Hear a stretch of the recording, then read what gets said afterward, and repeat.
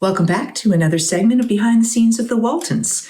Today I'm going to be talking about episode 22 from season 8, The Traveling Man. If you enjoy these segments, please do hit like and subscribe. The Traveling Man was written by Kathleen Hite and directed by Herbert Hirschman. As was the norm, we have two predominant storylines going on in this episode. One involves Jeffrey's dog, Nick, who has been causing damage, mostly to Jim Bob's things because Jeffrey and Jim Bob share a room.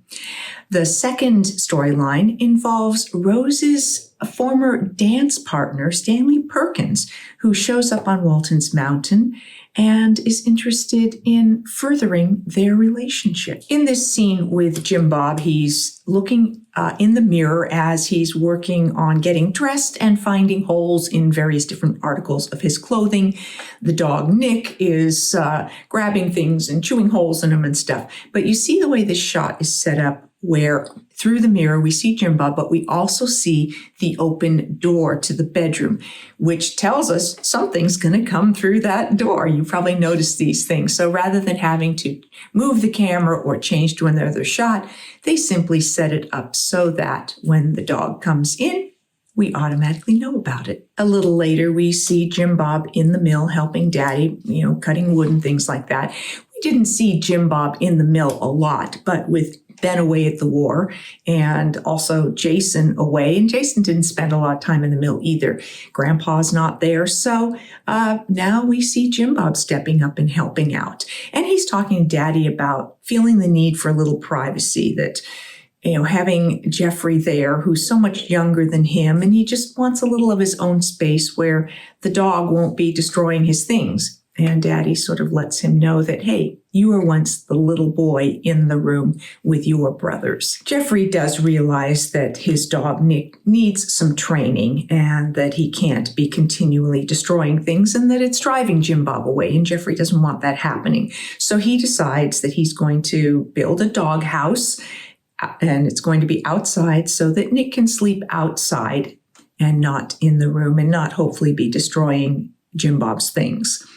He shows it to Jim Bob, and a little bit later, Jim Bob asks Rose if it's okay if Jeffrey sleeps in the loft with him that night.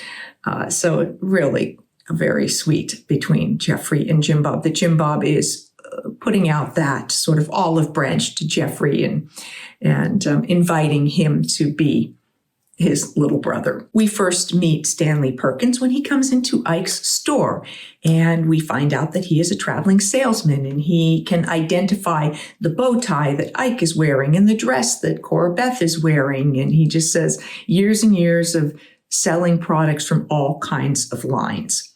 Well, Rose comes into Ike's store looking for some thread to match a sweater of Jim Bob's that Nick has destroyed, so she's going to repair that. And there she discovers Stanley, who comes out from behind a box of brooms that he's helping Ike move. And they immediately start dancing as he's humming Blue Moon. So we clearly know that there is a prior relationship between the two, and we find out that they were dancing partners at the Blue Moon Ballroom for years, and actually that they were the champions of a dance competition, I guess, there at the ballroom. Rose invites Stanley to the house, and when she introduces him to the family, she introduces Elizabeth as her niece, which is why I tended to refer to Rose as Aunt Rose, because even though she was Olivia's cousin, we never referred to her, never referred to her as Cousin Rose. So some of you have corrected me and said, well, it was Olivia's cousin, and there you go. That's why I called her Aunt Rose. At this other point, when Rose peeks through the curtains to the front yard, again, I look at this and know that that shot would have had to be done in two pieces and edited together, because in looking through those curtains, if we were on the interior soundstage and she looked through those curtains, what you would see would be the soundstage. You would not see the actual front yard. So they would have had to shoot on the back lot get inside the front door of the house on the back lot. And then we see just Peggy's hands there on the sides of those curtains, pulling them open. And then when we cut to seeing Rose inside the house going by the windows, that would have been done as a separate piece. They would have been edited together, but it all looks pretty seamless, doesn't it? I always loved the interaction between Ralph and any of the children, his grandchildren. In this case, as John Curtis is ushered forward by Cindy, who's carrying Virginia, John goes over and picks him up and lifts him up and introduces his grandchildren. And Stanley asks Rose if she will go dancing tomorrow night, and she says yes. Serena has been saying to Jeffrey that Rose is interested in Mr. Perkins and he in her, and Jeffrey doesn't want to have anything to do with this. He's clearly jealous and concerned about what might happen if this relationship between Rose and Stanley progresses. In this case, Rose is in her room trying on her crown from the Blue Moon Ballroom from winning that championship. And Jeffrey comes in carrying Nick.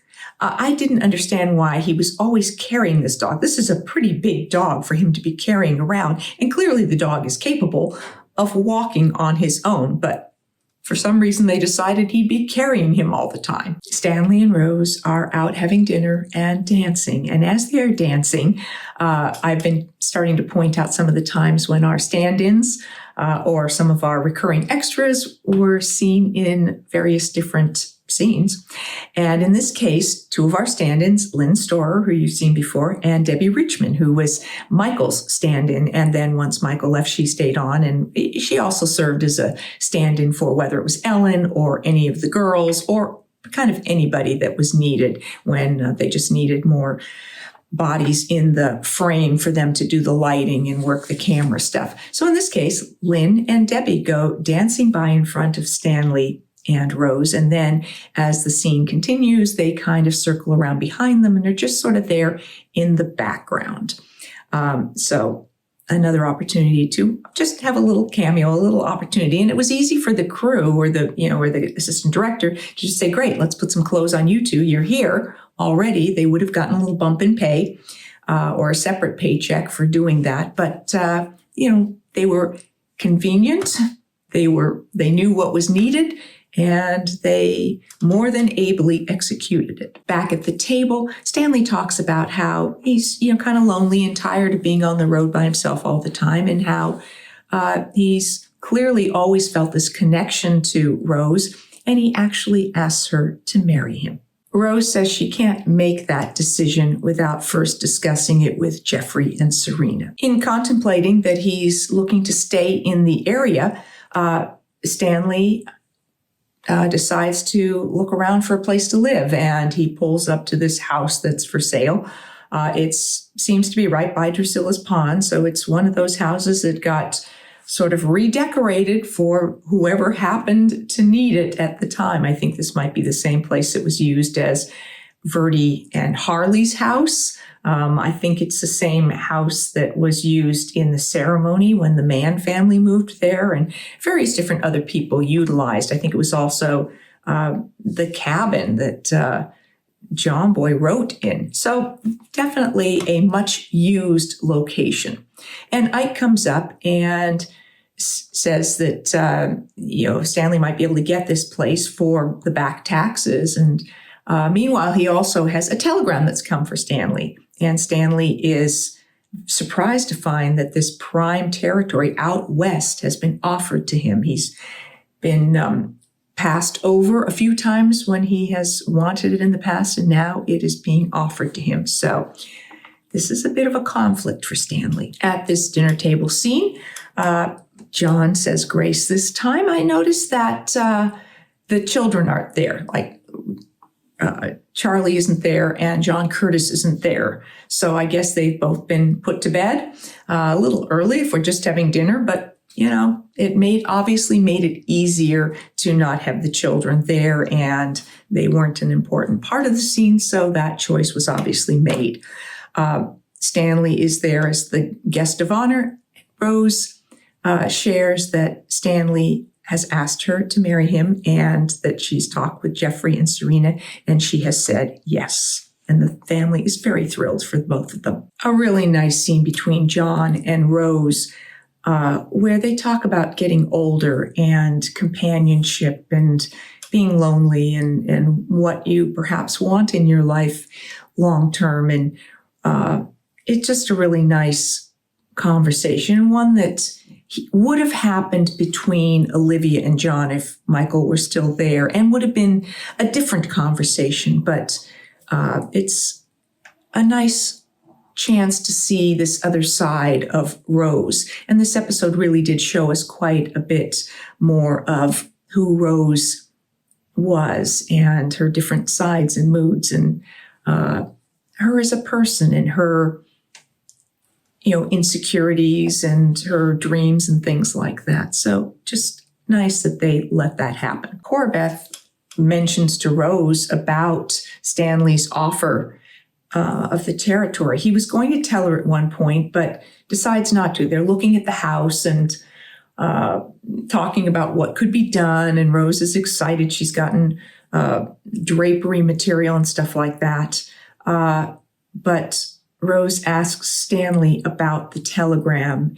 And he sort of says, well, it was something that, he had wanted, but now he's in a new phase of his life and he's ready to pass and let that opportunity go.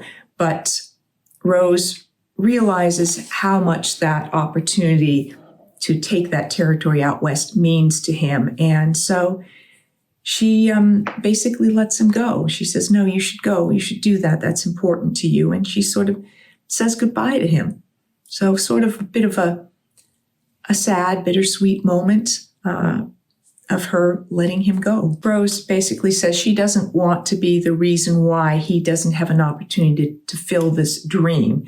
And it just, so many beautiful sides that we got to see of Rose in this episode. And Peggy Rea was such a beautiful actress that she could convey all of these different sides. She wasn't just sort of one-sided, where she was sort of this cute, funny, quippy sort of character that we often saw of Rose, that we saw a deeper, more sensitive side of her in this case. Our wonderful guest star in this episode was William Schallert. He was born in 1922, passed away in 2016. Now, I was very familiar with him when he came to guest star, and I was so excited. He was probably one of my favorite guest stars because I had grown up watching him on all kinds of shows, in particular the Patty Duke Show, where she played the uncle and father of the two characters that Patty Duke played. And I saw him on everything, as I'm sure you did too. He just was one of those journeyman actors who just never stopped working. In fact, he never did retire. He worked as an actor and continued throughout his entire career and entire life. He became interested in acting while at UCLA in 1942, and then became involved with the Circle Theater, which later he became one of the owners of. He was also a member of the Group Theater, a West Coast version of the Actors Studio. For them, he did a production of Somerset Maugham's Rain, directed by Charlie Chaplin. He was also a composer, pianist, and singer, and he was the president of the Screen Actors Guild from 1979 to 1981. And he has said that one role for which he received the most recognition was Nils Barris, the Federation Undersecretary of Agricultural Affairs, in the Star Trek episode The Trouble with Tribbles. And evidently he was the only actor to have appeared in The Twilight Zone, the movie, and The Twilight Zone, I guess the later incarnation of it. So for film, he has over 100 credits, including The Computer Wore Tennis Shoes, which was that Disney movie with, I think that was Kurt Russell, In the Heat of the Night, Pillow Talk, which was Doris Day and Rock Hudson. So tons of film, cameo roles and stuff.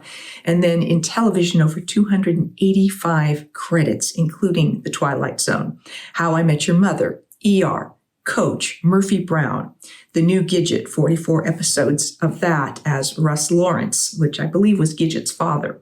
Highway to Heaven, Lou Grant. He did 2 episodes of Little House on the Prairie. Bionic Woman, did 104 episodes as Martin Lane in The Patty Duke Show, and he did 4 episodes of The Waltons. Did a lot of voiceover work. The things that I remember most about him was his sense of humor and his spirit. He was just so down to earth for someone who had done so much work, and he just integrated just so seamlessly into our cast, and just he was so comfortable on a set and so humble and genuine that I just loved having him around. I loved his sense of humor. He told funny stories and fun jokes, and it talked about him being a singer and a composer and whatnot. And Jason plays Blue Moon on the piano at one point at home while Stanley and Rose are dancing. And I thought they were just so wonderful together. And you really bought this relationship. And they both were such competent dancers that it was so fun to watch them.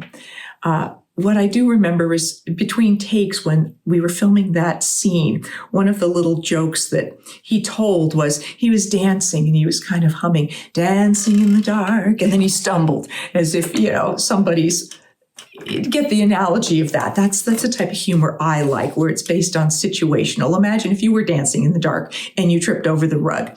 So he would do little things like that. His improvisational sort of humor was wonderful. So it was such a treat for me to get to work with this person that I had just admired for so many years in television. Thank you for joining me for this segment about The Traveling Man. I'll be back with more behind the scenes of the Waltons episodes, more of your questions with an Ask Judy, and more special guests. Thanks for watching.